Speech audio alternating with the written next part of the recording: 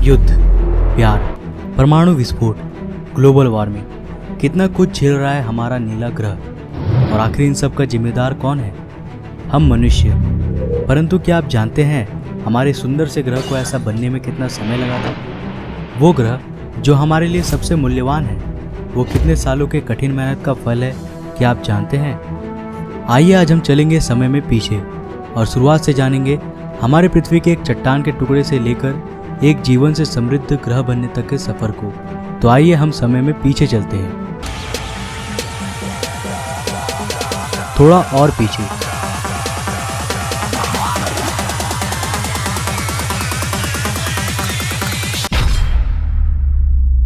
आज से करीब 4.6 अरब साल पहले हमारा सौरमंडल और एक नया जन्मा तारा, जिसके चारों ओर धूल और चट्टान चक्कर काट रहे हैं। यहाँ हमारी पृथ्वी का नामो निशान तक नहीं है।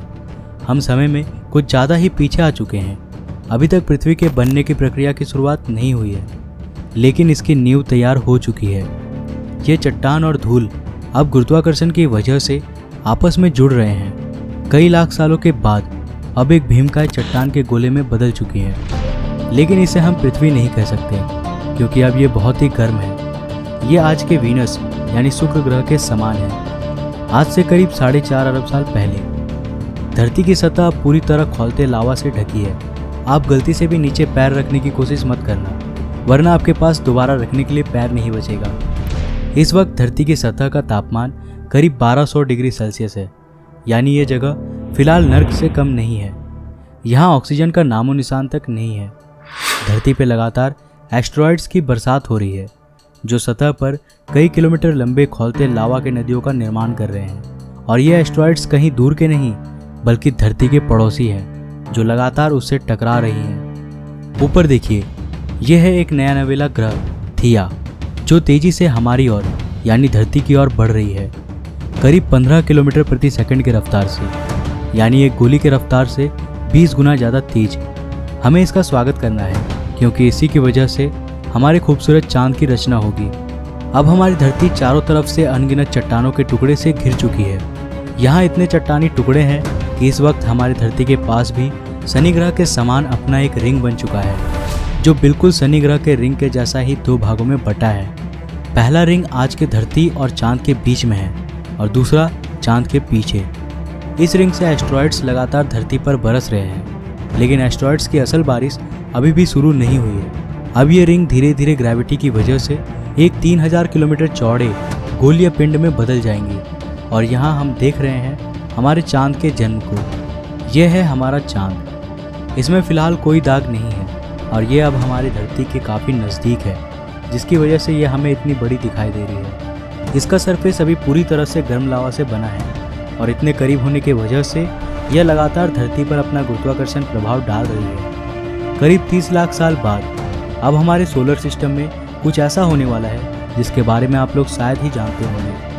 हमारे सौरमंडल के गैस जायंट्स अपने ऑर्बिट्स में बदलाव कर रहे हैं और इस बदलाव की वजह से सौरमंडल के एस्टेरॉइड्स और कॉमेट्स के बीच में एक ग्रेविटेशनल मेश तैयार हो रहा है, जो उन एस्टेरॉइड्स और कॉमेट्स को सौरमंडल के आंतरिक भाग में धकेल रही है, सीधे सीधे मंगल, शुक्र, बुध और हमारी धरती की ओर। यही वो समय है जब हमारे चांद को इन एस्टेरॉइड्स की वजह से उसके जाने पहचाने दाग मिलने वाले हैं। इस अवधि को कहा जाता है the late heavy bombardment. By the way, इस समय हमारा चांद भी बहुत ही गर्म था। यह आसमान में एक बड़े लैंटर्न की तरह चमकता था और यह धरती के इतने करीब था कि इसका गुरुत्वाकर्षण हमारी धरती को आज की तुलना में 25 गुना ज़्यादा प्रभावित कर रहा था।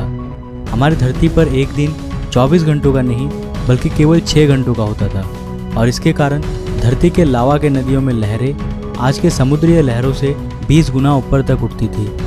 लेकिन भला हो हमारे चांद का, जो धीरे धीरे समय के साथ साथ हमारी धरती से दूर चला जाएगा और इससे धरती की घूर्णन धीमी होने लगेंगी और लावा की नदियाँ ठंडी होने लगेंगी, जिससे धरती के सतह का निर्माण होगा।